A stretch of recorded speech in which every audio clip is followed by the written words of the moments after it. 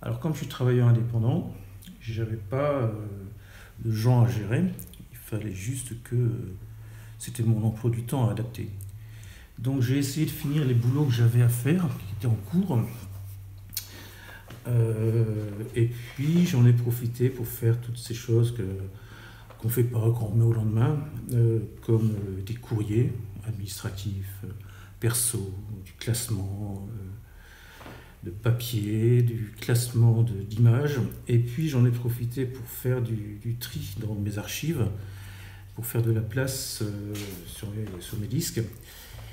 Et en fait, c'était assez drôle parce que je suis remonté assez loin dans cette sélection d'images et il y avait des choses assez anciennes. Et comme quand on regarde des photos anciennes, ça ramène parfois un peu de mélancolie, mais je pense que c'était accentué par cette ambiance un peu angoissante, avec ces chaînes d'infos en continu qui ne faisaient que ça, quoi, que de parler du coronavirus. Et Euronews qui disait suivait en direct la pandémie du Covid. Je trouvais ça assez épouvantable et puis anxiogène. Voilà. Donc j'ai fait toutes ces choses-là, ça a pris du temps, ça a pris plusieurs jours. D'ailleurs, c'est pas fini, si ça dure encore, je pourrais encore faire du classement et me mettre à jour de certaines choses. J'ai ensuite rappelé certains clients pour rester en contact. Et certains m'ont dit, pour ce qui était des travaux en cours, que ben voilà, ils ne se voyaient pas m'envoyer faire du reportage dehors, même si je pense qu'on pouvait travailler dehors. Et moi, comme je fais pas beaucoup d'abord, je fais pas beaucoup d'événements. J'en fais un petit peu, mais j'ai pas été trop impacté parce que eux, ils ont morflé, ça c'est clair. Je fais pas beaucoup de studios non plus parce que j'aime l'extérieur et j'ai pas fait ce boulot pour rester dans le noir et je dis toujours que j'ai peur du noir.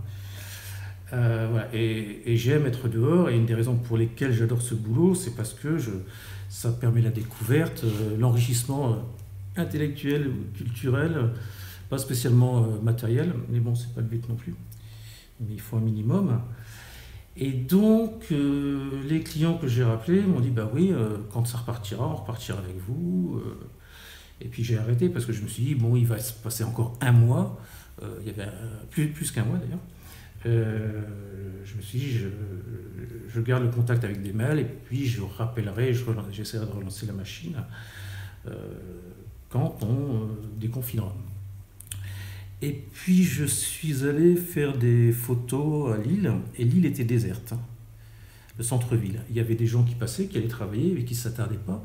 Et puis il y avait tous ceux qu'on voit moins d'habitude et qui là étaient dans la lumière, une drôle de lumière d'ailleurs.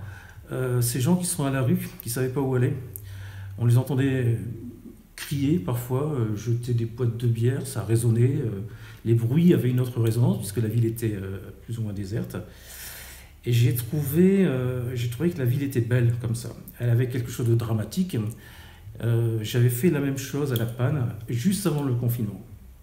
Et on sentait déjà cette ambiance un peu pesante. Et moi, je ne suis pas un fan de la transhumance lors des vacances, ni des villes chargées de touristes. J'aime les no man's land. Et donc, j'ai décidé de faire des photos en ville, mais surtout en Belgique, puisque j'aime beaucoup la Belgique, notamment une partie de la côte belge. Je trouve que les villes sont belles, je trouve qu'elles sont élégantes, culturellement. Voilà, c'est un pays que j'aime bien pour plein de raisons.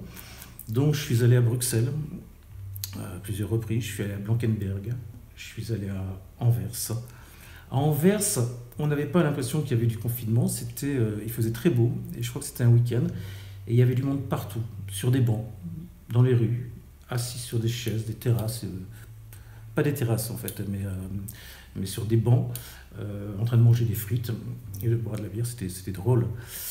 Mais là, il me semblait quand même que les distances étaient les distances dites sociales, je dirais plutôt sanitaires parce que c'est social, les distances sanitaires étaient plutôt respectées.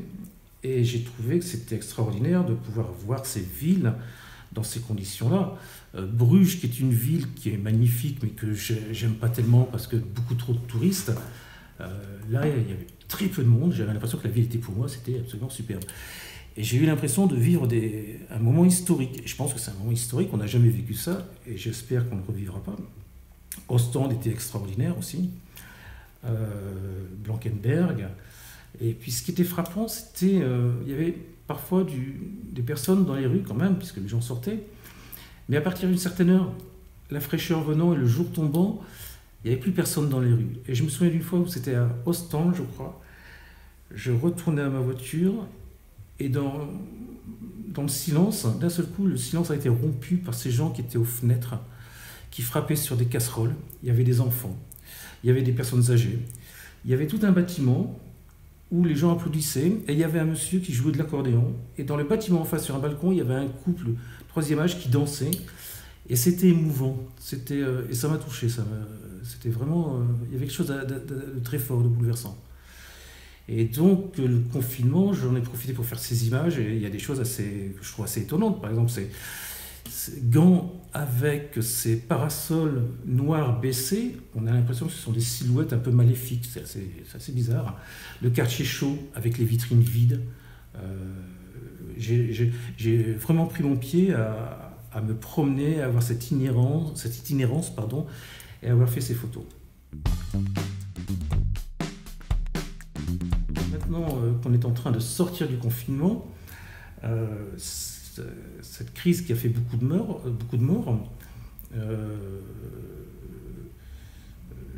elle a fait beaucoup de morts physiques, mais il va y avoir beaucoup de morts économiques aussi.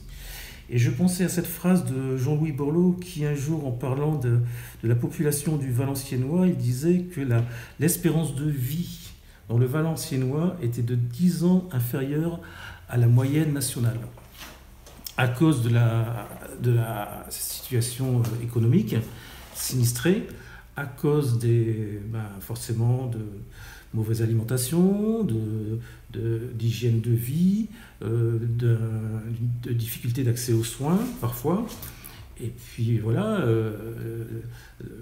l'alcool et d'autres choses. Je pensais à ça, je me disais que ces morts économiques, ça risque de faire des morts réelles, physiques. Voilà. Donc, on en sort. Alors, comment je vois l'avenir ? Honnêtement, j'en sais rien. Je trouve que ça redémarre vraiment tout doucement. Et heureusement quand même qu'il y a eu les aides de l'État, parce que c'est quand même très chaud. Ce qui fait que je pense que ça va bien se passer, parce qu'il y a une résilience, et puis que moi, ce qui m'aide à traverser ça, c'est que le fait d'avancer, de me lever le matin, de mettre des choses en place, même si les clients ne répondent pas, le fait d'avoir l'impression d'avancer petit à petit, d'être dans une dynamique, c'est ce qui me permet d'échapper un petit peu à ce stress, quoi. Et puis voilà, il y a tellement à en dire, mais je crois que ça déborderait un petit peu des... C'était combien 3-4 minutes. Il y a beaucoup à en dire. Voilà. En espérant que tout se passe bien.